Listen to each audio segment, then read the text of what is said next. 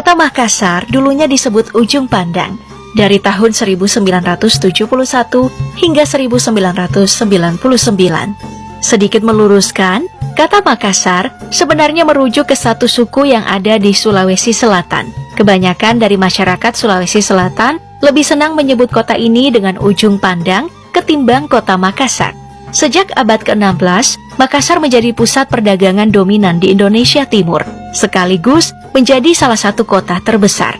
Sekarang, Makassar disebut sebagai salah satu pusat pertumbuhan Indonesia, bersama dengan Jakarta, Surabaya, dan Medan. Center Point of Indonesia di jantung kota Makassar mungkin bisa menggambarkan betapa superiornya Makassar menuju kota dunia. Di luar dari itu, aku akan paparkan sisi gelap kota yang akrab disebut kota Daeng ini. Biar informasinya akurat, aku sudah menggali banyak hal dari seorang tokoh terkenal di Makassar. Tapi karena ini mengenai sisi gelap, biarkan namanya kusamarkan. Takutnya ada serangan dari suku sendiri.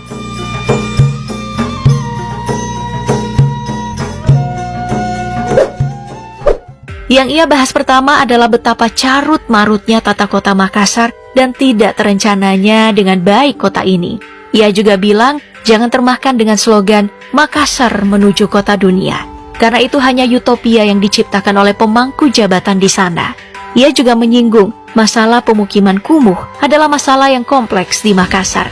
Aku coba mencocokkan informasinya dengan mengutip dari nationaltempo.com, dan itu benar. Ada sekitar hampir sepertiga penduduk Makassar tinggal di daerah kumuh menurut data Badan Perencanaan Pembangunan Daerah Makassar. Ia lalu memberi contoh di wilayah Makassar bagian utara, tepatnya di Kecamatan Talo. Kawasan ini menurutnya bisa dibilang sebagai kawasan kumuh dan miskin yang paling luas di kota Makassar. Jalanan sempit, rumah tidak tertata, berhimpitan, dan yang paling parah minimnya ketersediaan air bersih. Bahkan menurutnya ada satu wilayah di jantung kota Makassar yang masyarakatnya hidup berdampingan dengan kepungan sampah menyengat. Konstruksi rumah dengan hanya menggunakan tiang yang ditancapkan di rawa. Jalan penghubung seadanya yang hanya berupa bentangan bambu selebar setengah meter. Mirisnya, warga di sini katanya sudah tinggal selama 50 tahun. Lalu bagaimana dengan mega proyek Center Point of Indonesia yang dianggap megah di kawasan kota Makassar? Menurutnya, reklamasi pantai ini dituding merugikan banyak warga kecil di sekitar pantai. Mereka dipindahkan ke rumah susun yang sebenarnya juga tidak layak. Saat itu, Direktorat Jenderal Pengelolaan Ruang Laut sesumbar, reklamasi Losari memberikan dampak signifikan terhadap usaha kecil. Pedagang kaki lima meningkat 74%, rumah makan meningkat 71%, dan pedagang ikan meningkat 30%. Tapi, reklamasi sekaligus merampas penghidupan di tempat lain. Proyek reklamasi CPI dinilai mengabaikan kaidah lingkungan. Beberapa dampak timbulnya abrasi parah di Kabupaten Takalar, karena di daerah sekitar Pantai Galesong digunakan untuk proyek reklamasi. Pasirnya diambil, dan akibatnya warga setempat terancam kehilangan tempat tinggal. Dampak lainnya, aktivitas nelayan untuk mengakses laut mencari ikan pun semakin sulit. Hal yang juga ia soroti dari kota Makassar akibat salah urus adalah kemacetan parah di hampir semua titik. Bisa dibilang, Makassar tidak belajar dari Jakarta yang sudah terlanjur semrawut.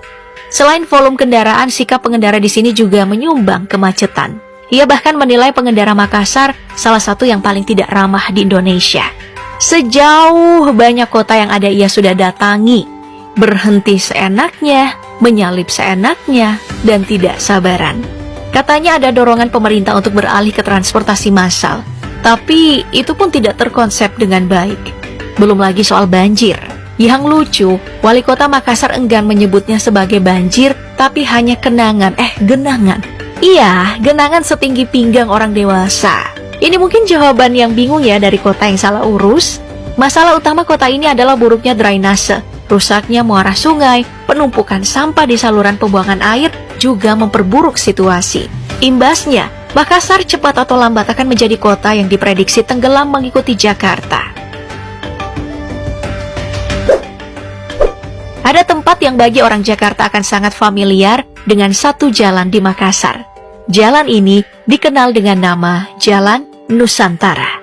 Tidak sedikit yang pernah berkunjung ke tempat ini menyebut mangga besarnya kota Makassar.